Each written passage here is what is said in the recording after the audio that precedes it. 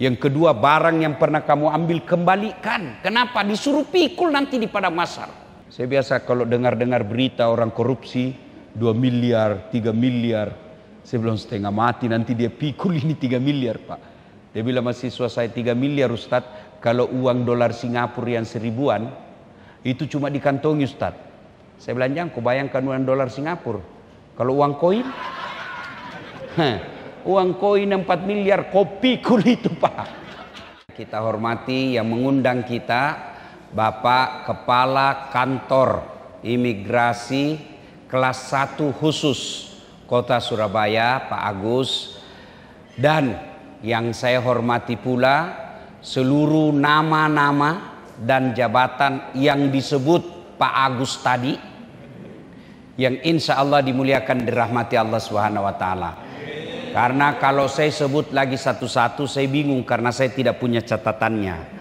Lebih baik cara praktis yang disebut tadi Pak Agus itulah semua juga yang saya hormati.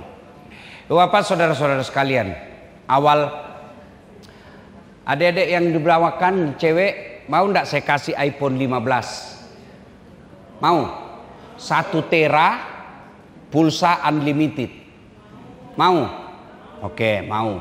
Tapi begitu saya kasih langsung tuli. Mana yang mau tadi? Begitu terima langsung tuli. Mau enggak? Ah, enggak mau. Berarti yang mahal itu bukan handphone. Yang mahal itu bukan jaringan. Apa yang mahal? Telinga. Allah kasih gratis, tidak perlu bayar. Hebatnya lagi nih telinga, Bapak Ibu tidak perlu kursus membedakan bunyi. Maka kita ucapkan Alhamdulillah. Jadi bukan telinga yang mahal, bukan seluler yang mahal, bukan jaringan yang mahal. Biar ada jaringanmu, ada handphonemu, tapi tidak bisa mendengar. Halo, hei, rusak lagi nih handphone. Halo, bukan handphone yang rusak. Apa yang rusak? Telinga. Adik-adik, ini ada kamera mahal nih. Mau ndak dikasih ini kamera? Tapi begitu dikasih langsung buta. Berarti yang mahal bukan kamera. Apa yang mahal? Mata. Allah kasih gratis. Dan hebatnya lagi nih mata. Bapak ndak perlu kursus membedakan warna. Hebatnya lagi nih mata. Dia bisa bedakan, dia punya sensor pembeda. Dia bisa bedakan mana istri, mana sekretaris. Bayangkan kalau tidak bisa dibedakan mana istri, mana tetangga. Kenapa? Lain-lain rasanya ini malam. Ternyata tetangga. Makanya kita ucapkan Alhamdulillah. Masya Allah. Tuan-tuan, Bapak Ibu yang saya muliakan, pasti kenal Ronaldo, Lionel Messi. Itu gajinya Ronaldo, kumpul seluruh pegawai kantor imigrasi se-Indonesia, belum bisa kalah gajinya Ronaldo 1 bulan. Apa dia yang hebat? Bukan. Biar dia punya skill hebat, tapi Allah kasih lutut yang tidak bisa bengkok. Masih bisa main bola kalau lututnya tidak bisa bengkok. Mana bisa orang main bola begini? Berarti yang mahal bukan skill. Yang mahal Allah kasih kita kaki yang bisa bengkok. Maka kita ucapkan Alhamdulillah. Masya Allah. Bapak Ibu pernah enggak lihat orang ada kawat di giginya? Zaman saya kecil pagar yang dikawat Pak. Sekarang gigi bisa dikawat Pak.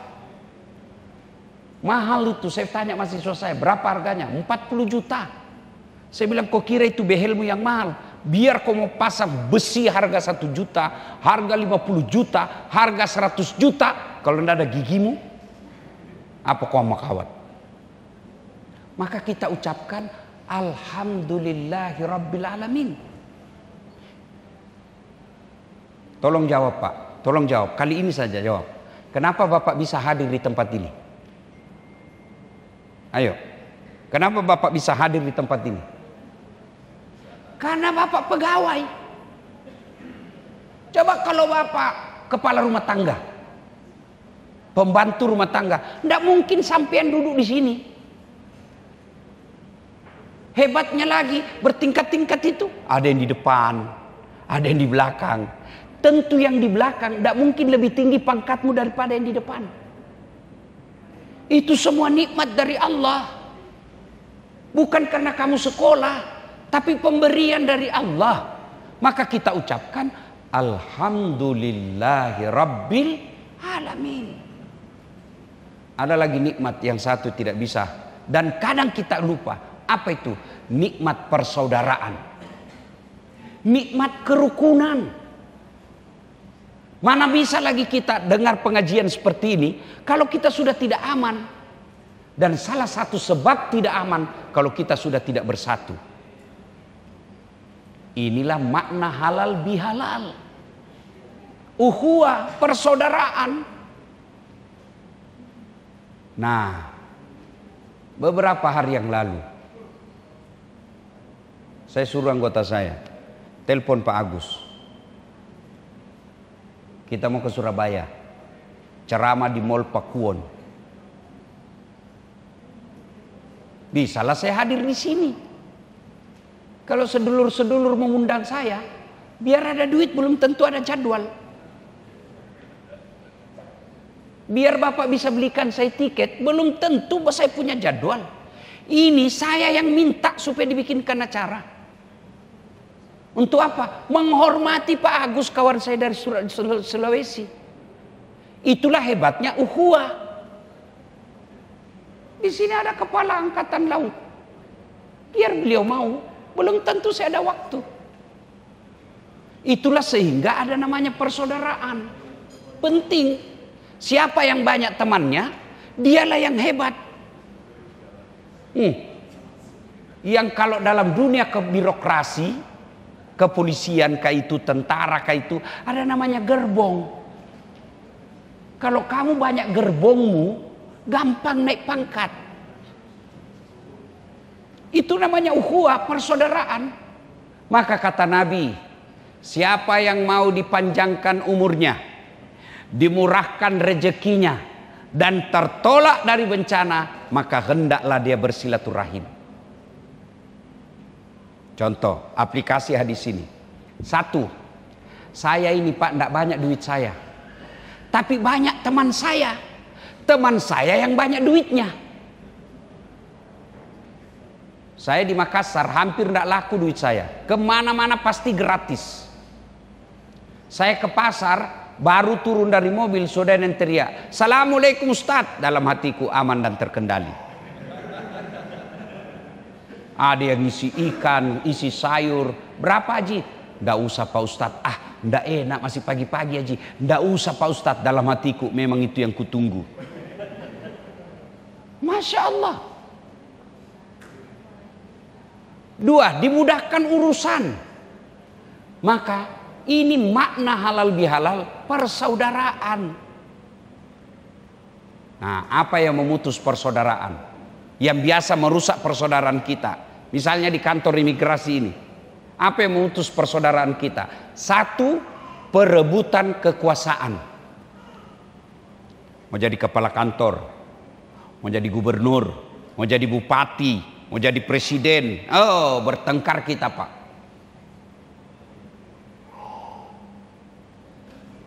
Kita bersahabat dari SD. Beda dukungan pilkada, bertengkar. Orang yang mau jadi gubernur, kita yang bertengkar. Kalau tim sukses bertengkar Pak, saling menyerang, wajar, dia mau jadi menteri. Tim sukses saling menyerang, wajar. Kenapa? Dia mau dapat proyek. Tapi kalau kita yang pegawai biasa, untuk apa bertengkar? Coba ingat 2019, siapa yang bertarung pilpres? Bapak Joko Widodo berhadapan dengan Bapak Prabowo. Siapa yang menang? Bapak Joko Widodo. Siapa presidennya? Prabowo. Dia satu hantam waktu debat. Selesai pilpres, satu paket. 2024, siapa yang bertanding? Bapak Prabowo. Lawan siapa? Anies. Siapa wakilnya Anies? Siapa wakilnya Anies? Muhaimin Iskandar. Serang waktu debat. Begitu selesai perpres, presidennya Prabowo, Menkonya Muhaimin. Kita dapat apa? Maka boleh berbeda pilihan, jangan bermusuhan. 2. Penyebab putusnya persaudaraan, sombong. Apa itu sombong? Pakai bahan mahal, belum tentu. Kapan dia sombong? Meremehkan orang lain, nganggap remeh orang lain, nolak kebenaran. Bapak-bapak di sini, yang kolonel, Pak Agus, pakai barang, baju, krokodil, cap buaya, yang katanya kalau palsu kepalanya menghadap ke dalam, kalau asli kepalanya menghadap keluar, buaya darat. Ini ada angkatan laut, slogannya itu angkatan laut kan, di laut kami jaya, di darat kami buaya, di rumah tak berdaya. Itu angkatan laut, itu angkatan laut, angkatan laut itu, ya. Sama semua kita Pak, sama semua. Di rumah tak berdaya Pak, satu lagu kita semua Pak. Biar Ustadz, tapi kalau orang Bugis tidak takut sama istri Pak. Cuma istrinya lebih berani. Nah, sudah saudara-saudara sekalian. Nah, yang memutus persaudaraan kesombongan. Mau pakai bapak pakai baju krokodil harga 5 juta, silahkan sombong. Belum tentu itu rezekinya bapak. Tapi kapan bapak sombong? Nganggap remeh orang yang bajunya murah. Dasat, kau tahu ini 5 juta, Ustadz, tidak bisa kau beli begini, sombong. Bapak pakai sendal harga mahal, silahkan, itu rezekinya bapak, Allah kasih, tidak semua orang pakai. Kapan bapak sombong? Meremehkan yang palsu. Itu sombong. Apa yang mensombongkan dengan jabatan ini? Pak Agus mau sombong. Tergantung pimpinan Pak. Tiba-tiba mutasi non-job, wabillahi taufiqul hidayah. Apa yang kita mau sombongkan dengan jabatan ini? Oke lah, bapak disenang sama menteri, disenang bahkan sampai tingkat menteri. Tapi ada batasnya. Apa batasnya? Pensiun. Biar hebat bagaimana pensiun keluar Pak. Bapak nih angkatan laut, mau sombong, ada batasnya Pak. Pensiun. Begitu pensiun, bapak mau pakai tongkat komando lewat-lewat. Orang bilang, oh kasihan, sudah sakit itu bapak itu. Apa yang kita mau sombongkan dengan jabatan ini Pak? Ada anggota DPR mau sombong, aduh 5 tahun bos.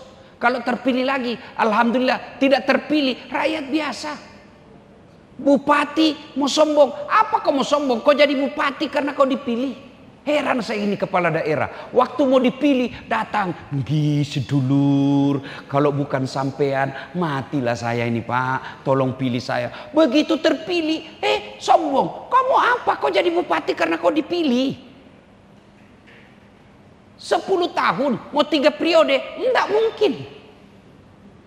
Kepala kantor aja enggak boleh sombong, apalagi cleaning service. Maka jangan sombong gara-gara jabatan. Jabatan yang ada ini titipan. Maka paling hebat, sudah kepala kantor, santun lagi ngomong. Sudah kepala kantor, rendah hati lagi. Orang paling senang. Kalau kita pindah, semua orang menangis dan merasa kehilangan. Tapi kalau ke petantang petenteng sombong, orang Pak masih di situ, panas kursi Pak. Kenapa? Satu kantor doakan kita pindah. Mudah-mudahan pindah, mudah-mudahan pindah. Begitu kita pindah, pensiun, tidak ada yang mau lihat kita. Yang ketiga, penyebab putusnya silaturahmi, satu tadi, sombong. Yang berikutnya lagi, sakwa sangka. Teman kita, sama-sama kita, kepala kantor di Surabaya, tiba-tiba mutasi ke Jakarta, lewat. Sombong betul, tidak menyapa. Bukan sombong Pak, baru operasi mata. Dia tidak lihat. Sakwa sangka itu bisa meretak persaudaraan kita Pak. Di telepon kita satu angkatan, sama-sama dulu pegawai. Tiba-tiba dia menjadi kepala kantor, di telepon tidak dijawab. Jangan sangka buruk, bisa jadi dia lagi rapat. Coba kalau istri sangka baik, tenang perasaannya. Tapi kalau sangka buruk, jangankan satu kantor, rumah tangganya bubar karena sangka buruk. Tapi kalau sangka baik, enak perasaan. Telepon istri, suami pagi-pagi, tidak dijawab. Oh, lagi sholat duha suami saya. Oh, enak perasaan.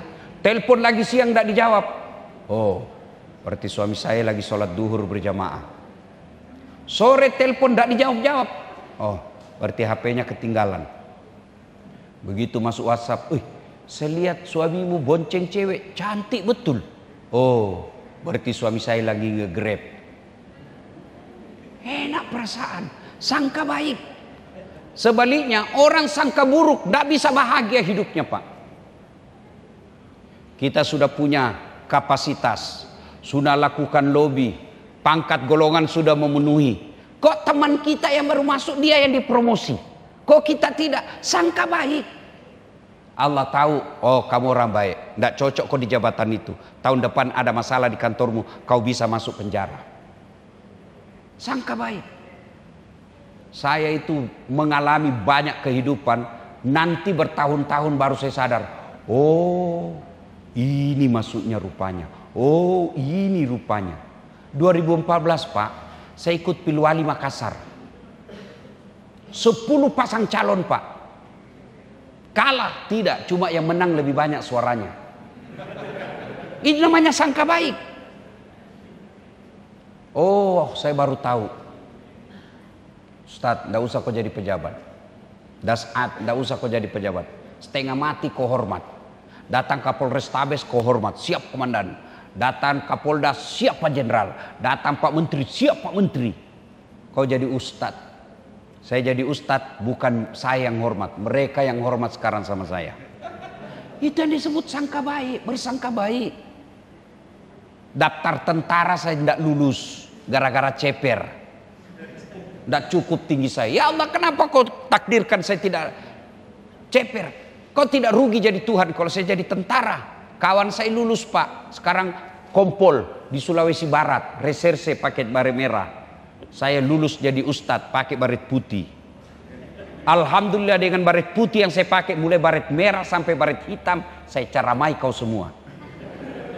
Ini namanya sangka baik. Kalau kau sangka buruk, kenapa ya Allah? Kenapa? Sangka baik. Kenapa dia baru masuk? Baru 4 tahun sudah dipromosi. Saya sudah 7 tahun tidak dipromosi. Betul dia 4 tahun tapi otaknya Pentium 4. Cepat loading. Bapak 7 tahun tapi otak Pentium 1. Lambat loading. Sudah jadi Pak tapi belum. Apa maknanya itu sudah tapi belum? Sangka baik. Orang kalau sangka buruk susah bahagia dan akan memutus silaturahim.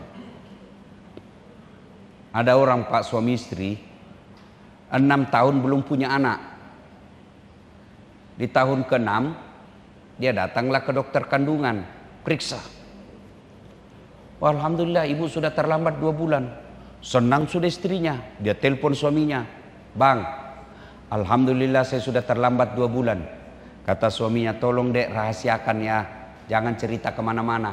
Malu nanti kita kalau tidak jadi. Baik bang, rahasia bersama. Rahasiakanlah ini.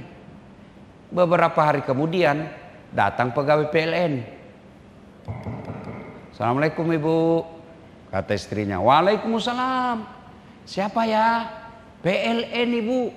Kenapa Pak? Ibu terlambat 2 bulan. Kata istrinya, loh kok bisa dia tahu saya terlambat 2 bulan?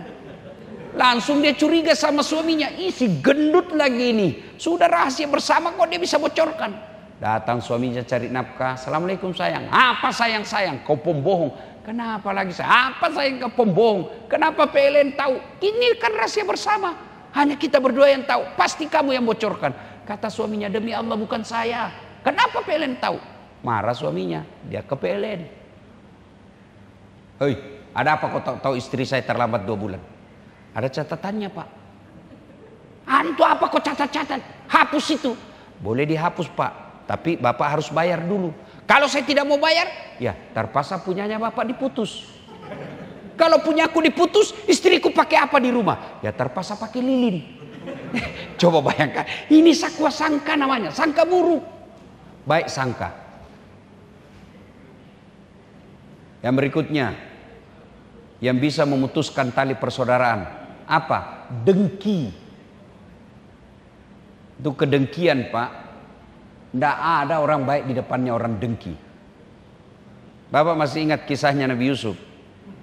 Jangankan orang lain, saudara pun bisa kita hancurkan kalau sudah ada dengki. Nabi Yusuf, siapa yang dorong masuk ke dalam sumur? Siapa yang dorong Nabi Yusuf masuk ke dalam sumur? Saudaranya sendiri. Kenapa dengki? Nabi yang paling dekat dengan kita, Muhammad sallallahu alaihi wasallam. Siapa yang memerangi beliau? Abu Lahab. Abu Lahab itu saudaranya bapaknya Nabi, pamannya Nabi. Karena dengki, apa kata Abu Lahab? Kenapa Muhammad? Saya lebih hebat, saya pamannya. Kata Abu Jahal, kenapa Muhammad? Dia Bani Hashim, Bani saya, keturunan saya jauh lebih mulia. Dengki, tidak bisa terima nasib orang baik. Dengki ini kalau di kantor, Pak, yang orang bilang susah lihat orang senang, senang lihat orang susah. Itu dengki, memutus persaudaraan. Nah, kalau dia memutus persaudaraan, apa bahayanya? Atadruna manil muflis, kata Nabi.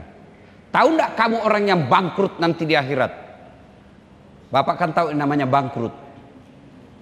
Kalau dagang, kembali modal, itu enggak masalah, Pak. Bangkrut, yang namanya bangkrut, habis biar modal sekalipun. Atadruna, kata Nabi. Tahu enggak kamu yang bangkrut nanti di akhirat? Yang tidak puasa ya Rasul, dia puasa. Yang tidak sholat ya Rasul, dia sholat. Yang tidak zakat ya Rasul, dia zakat. Yang tidak haji padahal mampu, dia haji. Kalau begitu siapa yang bangkrut ya Rasul? Kata Nabi, jarusu wa khati'ur rahim. Tetangga yang jahat sama tetangganya dan yang memutuskan tali persaudaraan. Sahabat bertanya, kenapa dia bisa bangkrut? Dia kan sholat, dia puasa, dia haji, dia zakat. Kata Nabi, betul, hablum minallahnya baik, hablum minan nasnya rusak. Ketika di akhirat kelak, dia setor puasanya. Ya Allah, ini puasaku. Datang teman kantornya. Tunggu dulu, saya pernah difitnah. Katanya mobilku hasil korupsi. Gara-gara fitnahnya saya dimutasi non job. Yang tadinya kepala bagian, sekarang menjadi staf ahli. Ahli yang tidak ada stafnya. Saya minta keadilan ya Allah. Allah katakan, ya sudah, ambil sholatnya. Habis sholatnya 30 tahun, Pak. Datang lagi temannya, saya pernah, ini salat saya. Kata lagi temannya, tunggu dulu, saya juga pernah difitnah. Anakku katanya anak perselingkuhan. Gara-gara fitnahnya saya tinggalkan kantor, minta pensiun dini. Malu saya satu kantor gara-gara fitnahnya dia. Allah katakan, kalau gitu ambil puasanya. Habis sholat, habis puasa, habis haji, masih ada yang datang. Saya pernah bertetangga, dia serobot tanah saya. Kata yang banyak amalnya tadi, gimana lagi caranya Tuhan? Sudah habis amalku. Kata Allah, supaya adil, ambil dosanya orang yang pernah kau sakiti. Amalnya habis, bayar dosanya ke orang lain, sementara orang lain masuk dosanya ke dirinya. Itulah yang disebut oleh Nabi bangkrut. Maka inilah pentingnya kita berhalal bihalal. Satu kantor bisa jadi pernah kita dengki, pernah kita sakiti orang, maka kita minta maaf. Bagaimana cara minta maafnya? Ini yang banyak keliru. Minta maaf kita melalui grup WhatsApp. Minal aidin wal faizin, mohon maaf lahir dan batin. Taqabbalallahu minna wa minkum, sengaja tidak disengaja. Hehehe. Enggak begitu caranya. Bagaimana cara berhalal bihalal? Satu, jabat tangannya. Nah, sudah jabat tangan, syarat berikutnya pandang matanya. Biasanya kita, Pak, jabat tangan tidak adab.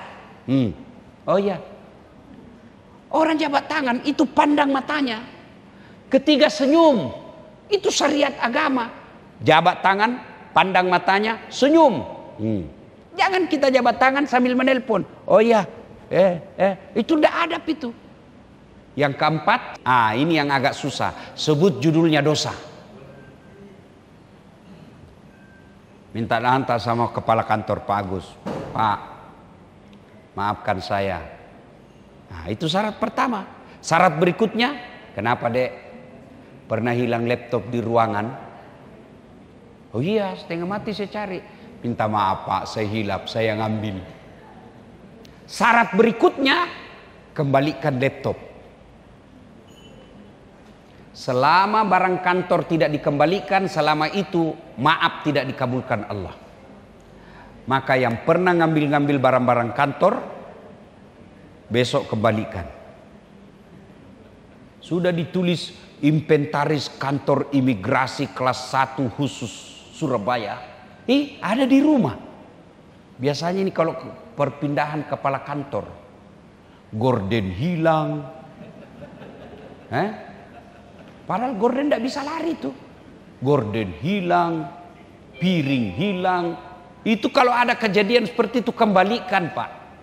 Selama tidak dikembalikan, nanti bapak meninggal disuruh pikul. Makanya saya selalu berwasiat kepada sahabat saya yang pindah-pindah kantor. Satu, kalau ada jejak-jejak yang pernah kamu tinggalkan dan dia sakit hati, kau minta maaf. Kalau perlu datang kamu minta maaf. Yang kedua, barang yang pernah kamu ambil kembalikan. Kenapa? Disuruh pikul nanti di padang mahsyar. Bapak pernah ngambil motor, disuruh pikul, Pak. Lewatlah anak buah kita. Itu namanya hari perhitungan. Lewat anak buah kita dilihat. Kata security kita, waduh, ternyata bapak yang ambil. Saya yang dipecat. Kembalikan. Saya biasa kalau dengar-dengar berita orang korupsi 2 miliar, 3 miliar. Saya belum setengah mati nanti dia pikul ini 3 miliar, Pak. Dia bilang mahasiswa saya 3 miliar Ustadz. Kalau uang dolar Singapura yang 1000-an, itu cuma dikantongi Ustadz. Saya bilang jangan kau bayangkan uang dolar Singapura. Kalau uang koin,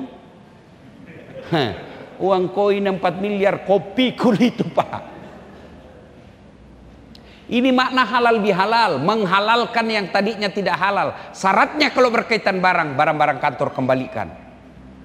Mungkin ada anak kita yang tulis skripsi, ambil kertas di kantor 2 rim, kembalikan.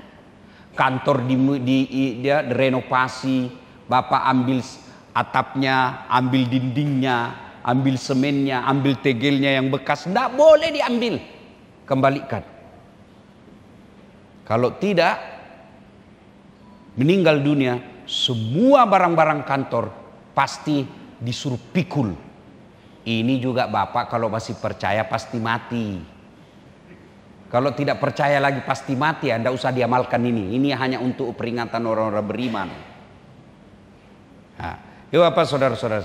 Satu, halal bihalal. Yang kedua, cara menyambungkan silaturahmi, sedekah. Tidak ada sudah kalah paling efektif itu sedekah. Pak Agus marah-marah sama anak buahnya. Selesai marah, ini dek, ini ada pembeli pulsa. Langsung dia bilang, tidak apa-apa Pak, kalau bisa Bapak marah lagi besok. Sedekah. Ini yang jadi masalah, kita kasar ngomong, lalu malah sedekah. Paling efektif itu menyambungkan silaturahmi, sedekah. Coba tanya itu anak buah kita yang dalam ruangan ini. Bapak senang, itu hebatnya itu kekuatan sedekah. Orang semua senang, Pak. Sebaliknya, tidak ada senang itu orang pelit. Tidak ada orang bangkrut gara-gara dermawan. Bahkan Bapak kalau mau mudah pangkat karirnya, berdermalah. Sedekah. Ini Bapak saudara-saudara sekalian. Dan pada akhirnya, halal bihalal ini tidak ada faedah yang kita dapat kecuali berhambur-hambur kalau tidak ada di antara kita saling memaafkan. Wa'tasimu bihablillahi jami'a wa la tafarraqu. Berpegang teguhlah engkau kepada tali persaudaraan agama Allah dan janganlah engkau bercerai-berai. Bahkan Nabi katakan dalam hadisnya, umatku itu seperti badan ini. Apabila satu sakit, yang lain ikut merasakan. Coba lihat Pak, tangan kanan gatal tanpa diundang kiri yang garuk. Tangan kiri yang gatal tanpa disuruh kanan yang garuk. Gatal dua-duanya kerjasama. Anak muda jalan malam-malam tahan tuh kakinya. Kaki yang tahan tuh seluruh badan ikut merasakan. Pertama kaki tahan tuh, apa yang pertama bereaksi? Mulut. Aduh. Padahal kaki yang tahan tuh. Mulut dulu yang tahan tuh bereaksi. Berikutnya apa yang bereaksi? Mata mencari. Berikutnya apa? Mulut yang bereaksi. Dia tiup. Berikutnya apa? Tangan yang mengusap. Padahal kaki yang kena masalah. Tidak ada orang kakinya tahan tuh, mulutnya berkata, kau rasa. kau pergi jalan lagi. Tidak ada. Begitu mestinya kita di ruangan ini. Ada angkatan laut, ada angkatan darat, ada angkatan udara, ada kepala imigrasi, ada kepala bandara. Mereka berbeda, kita berbeda, tapi kita satu, Pak. Ada yang coba-coba ganggui imigrasi, kata GM bandara, jangan. Kau coba ganggu, sama kau ganggu kami semua. Satu sakit, yang satu merasakan. Tiba-tiba Bapak Kepala Komandan Angkatan Laut ada masalah, datang imigrasi bantu. Apa yang bisa kami bantu? Itu yang disebut ukhuwah, persaudaraan. Dan siapa yang banyak temannya, dialah yang akan mendapat kejayaan. Bapak saudara-saudara sekalian, inilah tausiah kita, mudah-mudahan ada manfaat. Selamat Hari Raya Aidil Fitri, dan dengar janji Rasulullah, man shoma ramadana imanan wahtisaban gufira lahu ma taqaddama min zambihi. Barang siapa yang berpuasa di bulan suci Ramadan, Allah ampuni dosanya yang telah lalu dan yang akan datang. Itu janji Rasul. Itulah sebabnya masuk 1 Syawal kita rayakan kemenangan kita dari berjuang Ramadan, disebut Aidil Fitri, yang artinya kembali menjadi suci seperti bayi yang baru dilahirkan. Dengan catatan, dosa yang bagaimana diampuni Allah di bulan Ramadan? Dosa yang hubungannya kepada Allah. Sementara dosa kepada mitra kerja, dosa kepada anak buah, dosa kepada kepala kantor, dosa kepada security, dosa kepada istri, teman, sahabat, belumlah diampuni sebelum meminta maaf sama yang bersangkutan. Maka inilah pentingnya hadirnya halal bihalal. Supaya apa? Dosa kepada Allah Ramadan selesai Ramadan, kita minta maaf kepada teman-teman kantor atau teman sejawat, supaya dosa kepada Allah bersih, dosa kepada sesama manusia juga bersih. Dan setelah itu janji Allah, maqamam mahmuda, saya angkat derajatmu, derajat di dunia, derajat di akhirat. Demikian, lebih dan kurangnya mohon dimaafkan. Sebelum kita akhiri, mari kita berdoa, mohon izin untuk mengaminkan doa yang kita hajatkan.